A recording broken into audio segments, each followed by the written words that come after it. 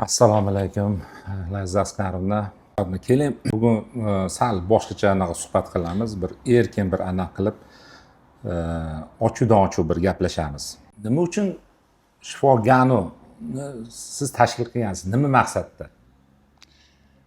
Va alaykum assalom.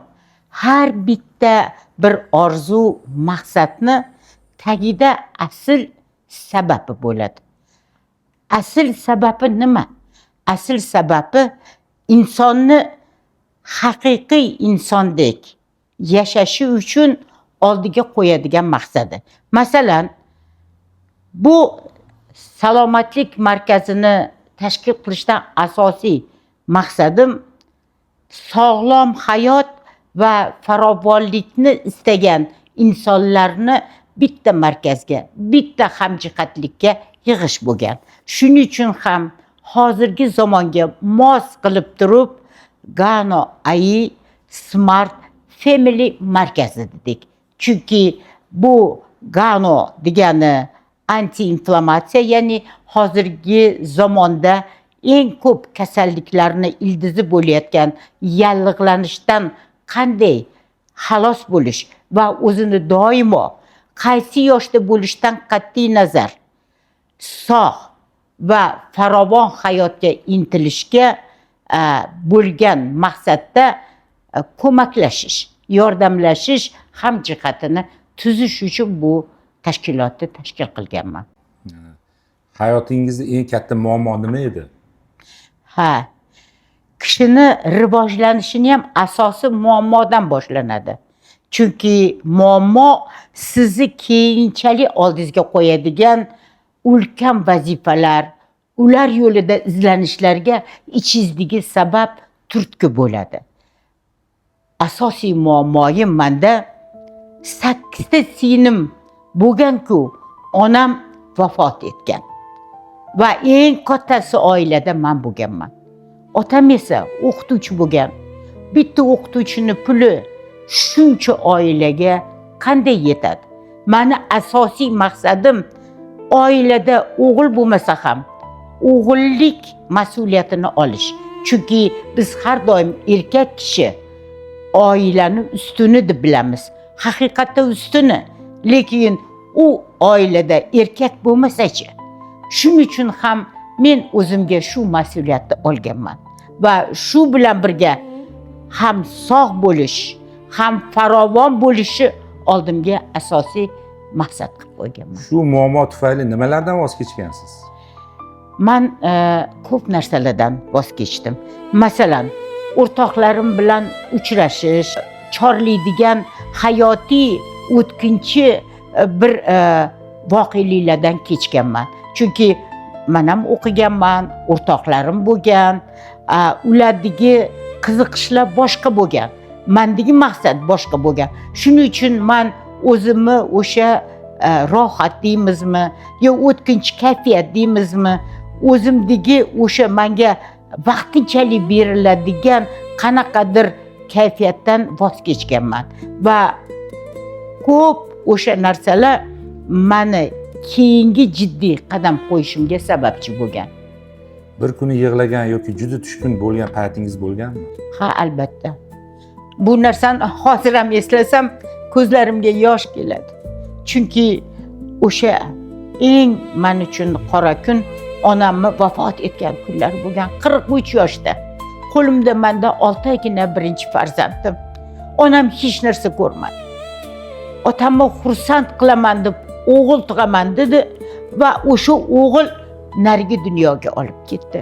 O'sha mudhish kunlarni hozir ham ko'z oldimda keltiraman. U 21-yanvar 1969-yil edi. Aksiga qarab turib qorlar 1 metrdan yog'ardi. Oyog'imda kiyadigan hatto etigim ham yo'q edi. Qorni mundoq bossam umuman to'pig'imgacha, tizzamgacha ko'milib ketar. Shunaqa bir vaqtlarda menda shunday qaror qilish uchun ichimda turtki bo'lgan. O'sha paytdagi o'zingizga bugun nima degan bo'lardingiz? O'sha paytdagi o'sha vaqtda qaror qilganim uchun men Allohga beadad shukrlar deyman. Men o'sha o'zimga aytgan gapimga sodiq qoldim. Singillarimni oliy ma'lumotli qildim. Hayotda o'z o'rnini topishga sababchi bo'ldim. Men uchun bu eng katta mukofot. Bugun oynaga qaraganda nimani his qilasiz? Oynaga qaraganimda men eng baxtli ayolligimni his qilaman.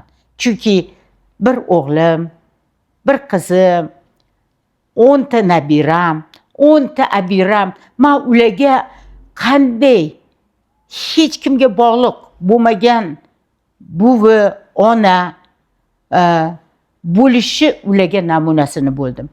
Chunki kasal bo'lsangiz, doimo nimanidir nolisangiz, farzandlarga ham, farzandlariga ham yoqmaysiz.